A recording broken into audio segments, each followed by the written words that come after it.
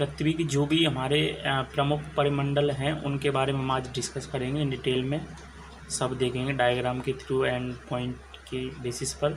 तो पृथ्वी से सबसे पहले स्टार्ट करते हैं। पृथ्वी की सतह ऐसी है जिसमें पर्यावरण के 3 महत्वपूर्ण घटक हैं तथा एक दूसरे को प्रभावित करते हैं। पृथ्वी का ठोस भाग जिस पर हम रहते हैं उसे भूमंडल कहते हैं। तो हमारी पृथ्वी पर जो भी पार्ट हैं वो 3 प्रकार के टाइप, एक भूमंडल, एक वायुमंडल और एक जलमंडल।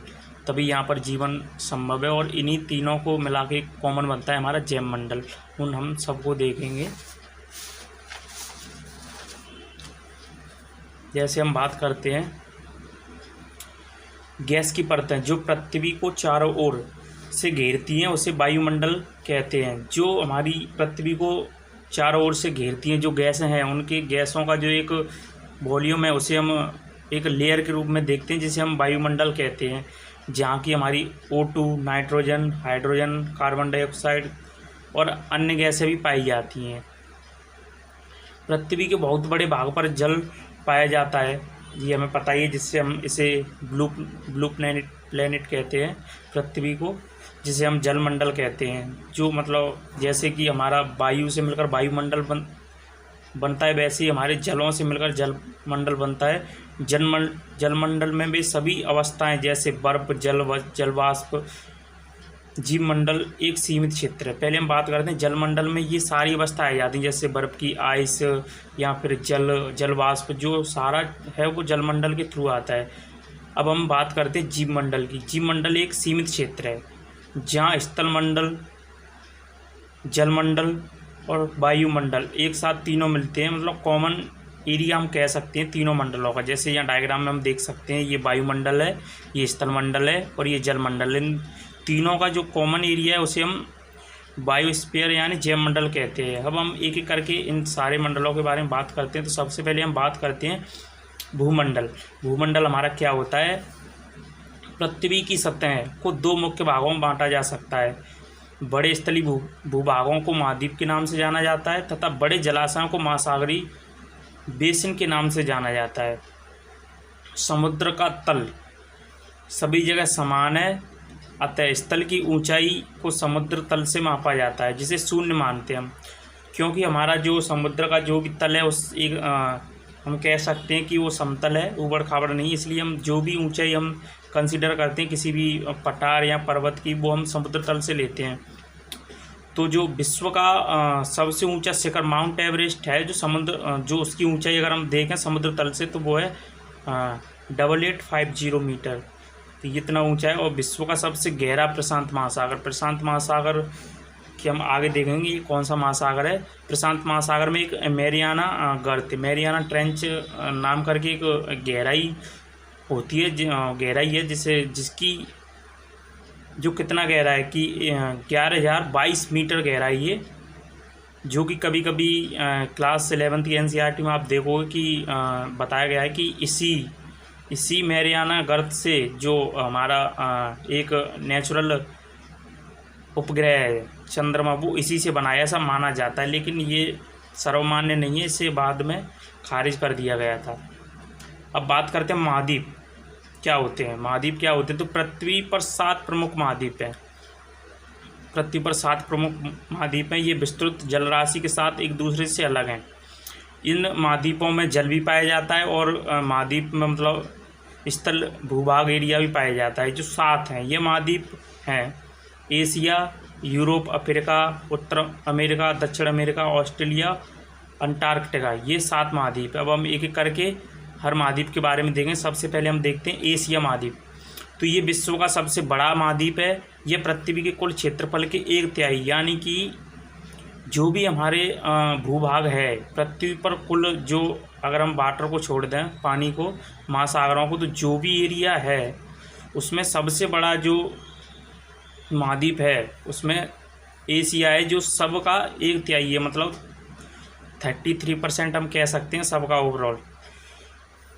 यह महाद्वीप पूर्वी गोलार्ध में स्थित है। यह महाद्वीप मतलब जो है वो पूर्वी गोलार्ध में स्थित है और इसके बारे में हम आगे देखते हैं। कर्क रेखा इस महाद्वीप से होकर गुजरती है। एशिया के पश्चिम में यूराल पर्वत है जो इसे यूरोप से अलग करता है। हम देखते हैं कि एशिया के पश्चिम में एक यूरोप महाद्वीप है जिसे यूराल पर्वत अलग करता है। यूरोप एवं एशिया के संयुक्त, जैसे कि जहाँ भी ये मतलब पर्वत मिलता है यूराल पर्वत, इस भाग को यूरेशिया यानी यूरोप प्लस एशिया का भाग मानते हैं, तो यूरेशिया कहते हैं इस भाग को। अब बात करते हैं हम अगले महाद्वीप की, जिसे हम यूरोप कहते हैं। एशिया से बहुत छोटा है यह महाद्वीप। यह महाद्वीप एशिया के पश्चिम में स्थित है। मैंने अभी जो बताया आपको, ये एशिया के पश्चिम में मिलता है, जिसे यूराल पर्वत अलग करता है। आर्कटिक वृत्त इससे होकर गुजरता है। ये 3 तरफ से जल से घिरा है। ये तीनों तरफ से जल से घिरा है। तीनों तरफ से जल से घिरा होता है, उसे हम प्रायद्वीपीय भाग कह देते हैं। तो ये प्रायद्वीपीय महाद्वीप भी हो सकता है। अब बात करते हैं हम अफ्रीका महाद्वीप। एशिया के बाद विश्व का सबसे बड़ा महाद्वीप है। एशिया के बाद जो दूसरे नंबर पर महाद्वीप है वो अफ्रीका है। विषुवत वृत्त ट्रॉपिकल जो लाइन है हमारी, वो इस चांस 0 चांस कहते हैं हम, जिसे इस महाद्वीप के लगभग मध्य में से गुजरती है। जो हमारी विषुवत वृत्त है इसके मध्य में से गुजरता है। अफ्रीका का बहुत बड़ा भाग उत्तरी गोलार्ध में स्थित है। मतलब ये मोस्टली इसका जो भी एरिया है वो उत्तरी गोलार्ध में यानी ऊपर की ओर पाया जाता है। इससे होकर कर्क, विषुवत तथा मकर तीनों रेखाएं गुजरती हैं। इससे तीनों रेखाएं गुजरती हैं, कर्क, विषुवत एंड मकर रेखाएं। कर्क रेखा हमारी उत्तरी ध्रुव की ओर पाई जाती है और मकर रेखा हमारी दक्षिणी ध्रुव के ऊपर पाई जाती है। और हम कुछ फैक्ट की बात करें तो सहारा का रेगिस्तान विश्व का सबसे गर्म रेगिस्तान है, जो अफ्रीका महाद्वीप में स्थित है। चूँकि इसका जो ज़्यादातर एरिया है वो उष्णकटिबंधीय भाग में आता है, तो यहाँ तुमको पता है कि सबसे ज़्यादा जो भी सूर्य किरणें यही मिलती हैं। तो यहाँ एक यही रीजन है कि सबसे गर्म रेगिस्तान यही मिलता है अफ्रीका में। यह महाद्वीप चारों तरफ से समुद्र एवं महासागरों से घिरा है। यह महाद्वीप चारों तरफ से समुद्रों एवं महासागरों से घिरा है। विश्व की सबसे लंबी नदी, जिसे हम नील नदी कहते हैं, इसी अफ्रीका से होकर गुजरती है, जिसे हम मैप के थ्रू आगे देखेंगे। अब बात करते हैं हम अगले महाद्वीप की, उत्तर अमेरिका। विश्व का तीसरा सबसे बड़ा, ये विश्व का तीसरे नंबर का सबसे बड़ा महाद्वीप है। यह दक्षिण अमेरिका से एक संकरे स्थल से जुड़ा है, जिसे पनामा जल संधि कहते हैं। ये दक्षिण अफ्रीका से एक जल संधि से जुड़ा हुआ है, जिसे हम पनामा जल संधि कहते हैं। एक संकरे भाग मतलब एक पतली सी लेयर से जुड़ा हुआ है। यह महाद्वीप पूरी तरह उत्तरी एवं पश्चिमी गोलार्ध में स्थित है। ये देख सकते हैं हम, ये डायग्राम यहाँ देख सकते हैं। ये पश्चिमी तरीके से पूरी तो पश्चिम में, और ये उत्तर साइड में, मतलब उत्तर पश्चिम में है पूरी साइड में। यह महाद्वीप 3 महासागरों से घिरा है, जैसा कि हमने बताया था। अब बात करते हैं हम दक्षिण अमेरिका की। दक्षिण अमेरिका का अधिकांश भाग दक्षिणी गोलार्ध में स्थित है। इसका अधिकांश जो एरिया है वो हमारा दक्षिणी गोलार्ध में मिलता है। विश्व की सबसे लंबी पर्वत श्रृंखला एंडीज इसके उत्तर से दक्षिण की ओर फैली हुई है। मतलब ऊपर से अगर नीचे की ओर आएंगे तो इसमें एक एंडीज पर्वतमाला होती है, जो विश्व की सबसे लंबी पर्वतमाला है, वो यहीं मिलती है। दक्षिण अमेरिका में विश्व की सबसे बड़ी नदी अमेजन भी बहती है। इसी में हमारी एक बड़ी नदी है सबसे विश्व की, जिसे हम अमेजन कहते हैं, वो यहीं इसी महाद्वीप में मिलती है हमें। अब हम बात करते हैं एक ऑस्ट्रेलिया महाद्वीप। विश्व का सबसे छोटा महाद्वीप है, जो पूरी तरह दक्षिणी गोलार्ध में स्थित है। बल्कि हम कह सकते हैं कि ये दक्षिण पूर्वी गोलार्ध में स्थित है, दक्षिणी साइड में, पूर्व की साइड में स्थित है। ये चारों तरफ महासागरों एवं समुद्रों से घिरा हुआ है, इसे हम द्वीपीय महाद्वीप भी कह देते हैं कभी कभार, मतलब जानते ही हैं। अब हम बात करते हैं अंटार्कटिका। ये बहुत बड़ा महाद्वीप है, जो दक्षिणी गोलार्ध में स्थित है, जिसमें जीवन यापन तो नहीं होता क्योंकि यहाँ बर्फ़ जमी रहती है। ध्रुवों पर टेम्परेचर बहुत कम होता है। इसका रीज़न है क्योंकि वहाँ सूर्य की किरणें नहीं पहुँचती। दक्षिणी ध्रुव इस महाद्वीप के मध्य में से होकर दक्षिणी ध्रुव इस महाद्वीप के मध्य में स्थित है। जो दक्षिणी ध्रुव है इस महाद्वीप के मध्य, मतलब ये दक्षिणी ध्रुव के चारों ओर फैला हुआ है। चूँकि ये दक्षिणी ध्रुव में स्थित है इसलिए यहाँ हमेशा मोटी बर्फ़ की परतों से ढका हुआ होता है। यहाँ किसी प्रकार का स्थानीय मानव निवास नहीं है। यहाँ मतलब कोई भी, जब बर्फ़ इतनी है, यहाँ की अनुकूल वातावरण नहीं है, इसलिए यहाँ कोई भी मानव जीवित नहीं रह सकता। बहुत ही विरल वातावरण है यहाँ। बहुत से देशों का यहाँ शोध केंद्र है, यानी सभी देशों का मोस्टली यहाँ पर रिसर्च सेंटर है। जैसे भारत का भी एक यहाँ रिसर्च सेंटर जिसे हम मैत्री या दक्षिणी गंगोत्री के नाम से जानते हैं। ये 2 रिसर्च यहाँ शोध केंद्र हैं। अब हम बात करते हैं जलमंडल, हाइड्रोस्फीयर। हमने स्थलमंडलों की बात की, अब हम जलमंडल की बात करेंगे।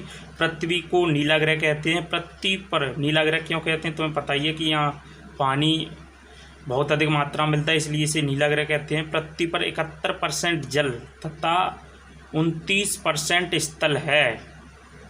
जलमंडल में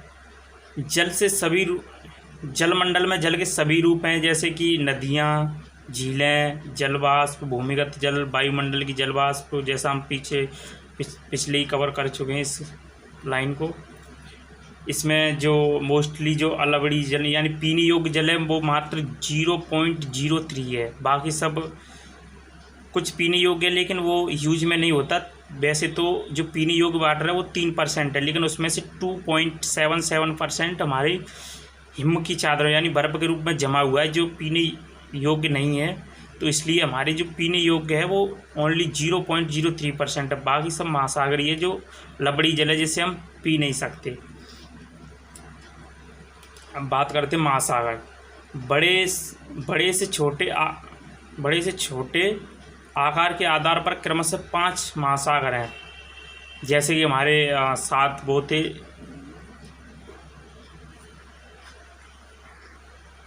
इसी प्रकार से ये 5 महासागर हैं, जिसमें एक प्रशांत महासागर, अटलांटिक महासागर, हिंद महासागर, दक्षिणी महासागर, आर्कटिक महासागर। अब हम एक एक करके के बारे में डिस्कस करेंगे। सबसे पहले हम प्रशांत महासागर को देखते हैं। ये महासागर सबसे बड़ा महासागर है। यह पृथ्वी के 1/3 भाग पर फैला। जैसे कि एशिया महाद्वीप 1/3 था, वैसे ही ये भी पूरे जो भी हमारा जल एरिया है उसमें जो जल एरिया है उसका 1/3 जो महासागरों का जल है वो इसी महासागर में मिलता है, प्रशांत महासागर में।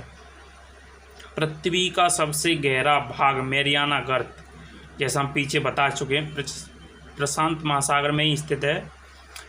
प्रशांत महासागर लगभग वृत्ताकार है। एशिया, ऑस्ट्रेलिया, उत्तर व दक्षिण अमेरिका इसके चारों ओर मिलते हैं। जैसे हम डायग्राम के थ्रू से समझ लेंगे इस पॉइंट को कि कौन कौन से कहाँ मिलते हैं। आगे देखते हैं हम। अब बात करते हैं हम अटलांटिक महासागर। अटलांटिक महासागर विश्व का दूसरा सबसे बड़ा है। इसका शेप की बात करें तो ये एस आकार का होता है। इसके पश्चिमी किनारों पर दक्षिण और उत्तर अमेरिका होगा तथा पूर्वी किनारों पर इसके यूरोप और अफ्रीका होंगे। जो हम एक मैप हम देखेंगे बाद में मैप के थ्रू कि कौन सी पोजीशन कहाँ दिख रही है। अटलांटिक महासागरों की तट रेखा बहुत अधिक दंतुरित यानी कटी फटी है। यह अनियमित इरेगुलर एंड दंतुरित तट रेखा प्राकृतिक पोताश्रयों एवं पत्तनों के लिए आदर्श स्थिति है। क्योंकि यह कटी हुई है तो यहाँ पर जो हमारे पोताश्रयी हैं वो आसानी से मतलब जो समुद्री स्थल से हमारा भूभाग एरिया है उस पर आसानी से मतलब लैंड कर लेते हैं, मतलब चढ़ने में इतनी दिक्कत नहीं होती क्योंकि यहाँ दंतुरित होती है। इस वजह से व्यापार की दृष्टि से ये सबसे व्यस्त महासागर है, क्योंकि ये इसकी एक दंतुरित पट्टी पाई जाती है। इसकी वजह से यहाँ व्यापार भी इसी माध्यम से ज़्यादा होते हैं। अब बात करते हैं हिंद महासागर। ये एक ऐसा महासागर है जिसका नाम हमारे देश यानी भारत के नाम पर पड़ा। यह महासागर लगभग त्रिभुजाकार है। इसके उत्तर में एशिया, पश्चिम में अफ्रीका और पूर्व में ऑस्ट्रेलिया है, जो मैप के थ्रू सब देखेंगे। दक्षिणी महासागर की बात हम करते हैं। अंटार्कटिका महाद्वीपों के चारों ओर से घेरता है। ये दक्षिणी महाद्वीप है, अंटार्कटिका महाद्वीप को चारों ओर से घेरता है। ये अंटार्कटिक महाद्वीप से उत्तर की ओर 60 अक्षांश तक फैला हुआ है। अब बात करते हैं आर्कटिक, जो सबसे नीचे आर्कटिक महासागर जो उत्तरी ध्रुव में पाया जाता है, उत्तरी ध्रुव में मिलता है। यह उत्तर ध्रुव के चारों ओर फैला हुआ है। यह प्रशांत महासागर से छिछले भाग पर मिलता है, जिसे हम बेरिंग जल संधि कहते हैं, जहाँ ये मिलता है। इसे भी हम डायग्राम के थ्रू देखेंगे। अब बात करते हैं वायुमंडल। तो हमारी पृथ्वी चारों ओर से गैस की एक परत से घिरी हुई है, जैसे कि हमने स्टार्टिंग में ही देखा था, जिसे हम वायुमंडल का नाम दे रहे थे।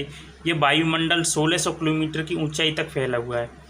वायुमंडल के उसके घटक होते हैं, जैसे घटकों, तापमान तथा अन्य आधार पर 5 वायुओं को, जैसे टेम्परेचर के या और भी बेसिस हैं, उनके आधार पर 5 लेयरों में विभाजित किया है। इन परतों को पृथ्वी से शुरू करते, मतलब पृथ्वी से ऊपर की ओर जाएंगे तो पहला मिलता है हमारा क्षोभ मंडल, फिर मिलता है समताप मंडल, फिर मध्य मंडल, फिर आयन मंडल, फिर एक लास्ट है वैरम मंडल कहा जाता है इसे। न्यूजीलैंड के एडमंड हिलेरी तथा भारत के तेनजिंग नार्गे शार्पा ने 29, ये कुछ जुड़ी हुई से इंफॉर्मेशन है जिसे हम देख सकते हैं। वैसे तो इसका कोई रिलेशन नहीं है, लेकिन दिया हुआ है तो देख लेते हैं। 29 मई 1953 को पृथ्वी की सबसे ऊंची शिखर माउंट एवरेस्ट पर चढ़ने वाले व्यक्ति थे।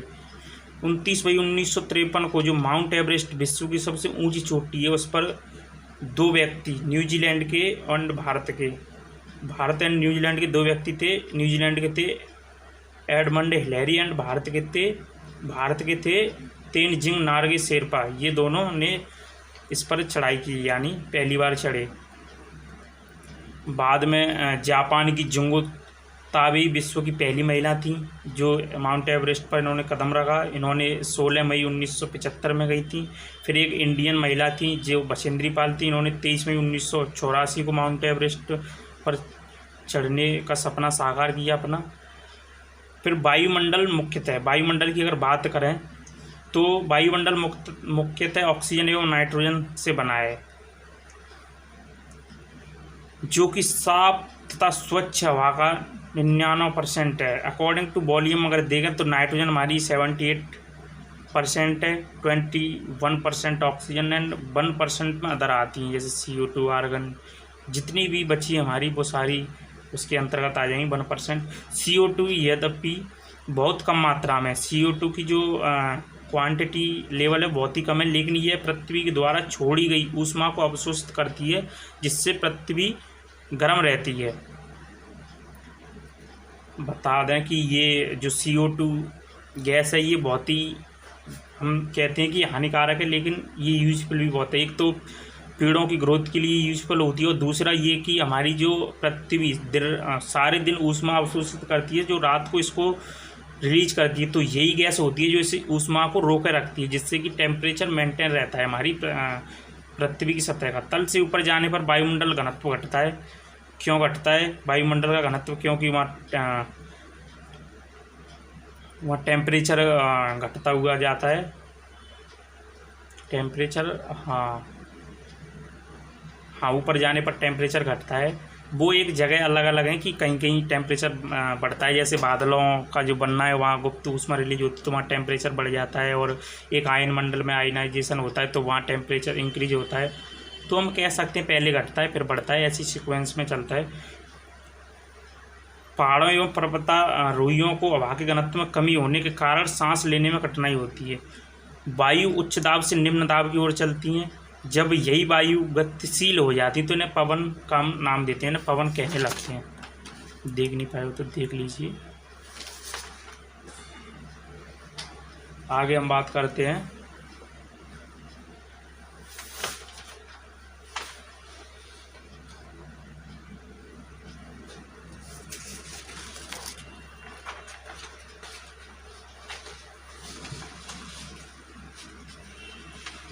जीवमंडल। स्थल, जल व हवा के बीच एक सीमित भाग है यह वह भाग है जहाँ जीवन मौजूद है। कार्बन डाइऑक्साइड वायु का एक महत्वपूर्ण घटक है, लेकिन CO2 की मतलब कार्बन डाइऑक्साइड में वृद्धि के कारण पृथ्वी में तापन में वृद्धि होती है, जिसे भूमंडलीय तापन यानी ग्लोबल वार्मिंग कहते हैं। इसलिए भूमंडल, वायुमंडल, जलमंडल के बीच प्राकृतिक संतुलन बनाए रखने के लिए पृथ्वी के संसाधनों को सीमित उपयोग की आवश्यकता है। यानी जो भी इसका संतुलन है उसको बनाए रखने के लिए मानव का ये कर्तव्य है कि इसे सीमित रखें। और जैसे भूमंडल ग्लोबल वार्मिंग जैसे हम कह रहे हैं, अगर तेज़ी से होती है तो क्या होता है कि जो पर्वतों पर जो बर्फ़ जमी होती है वो पिघलने लगती है, जिससे कि नुकसान होता है, बाढ़ आ जाती है निचले एरियो में। अब हम देखते हैं कि कौन सा स्थिति कहाँ पाई जा रही है। तो हम सबसे पहले देखते हैं, ये एक मैप है रैंडम, जैसे कि ये हम पहले महाद्वीपों की बात करते हैं। तो ये एक महाद्वीप एशिया जो हमने सबसे बड़ा बताया था, देन यूरोप नंबर 2, ये अफ्रीका नंबर 3, ये 4 हमने 7 बताए थे, ये ऑस्ट्रेलिया 5 और ये 6 उत्तर अमेरिका एंड 7 दक्षिण, 7 हो गए। अब हम महासागरों को देखते हैं। एक अटलांटिक महासागर, दक्षिण 3 4 और ये 5, ये महासागर हो गए पाँचों। अब कुछ जैसे कि हमने देखा था कि नील नदी मिलती है अफ्रीका में, ये नील नदी यहाँ मिलती है अफ्रीका में। यहाँ एक विक्टोरिया झील मिलती है, और यूराल पर्वत जो यूरोप को एशिया से, जिसे यूरेशिया एरिया कहते हैं, वो ये यूराल पर्वत है। यहाँ अमेजन नदी मिलती है जो दक्षिण अमेरिका में मिलती है। और उत्तर अमेरिका में ये सबसे उत्तरी भाग में, एक उत्तरी और उत्तर पश्चिमी भाग में ग्रेट लेक एंड कैरेबियन सागर ये मिलती हैं। पनामा जल संधि है यहाँ एक, जो इन दोनों को अलग करती है, और ये हमारा इंडिया है। तो ये हमने एक डायग्राम के थ्रू भी देख लिया कैसे हमारी डिस्ट्रीब्यूशन है।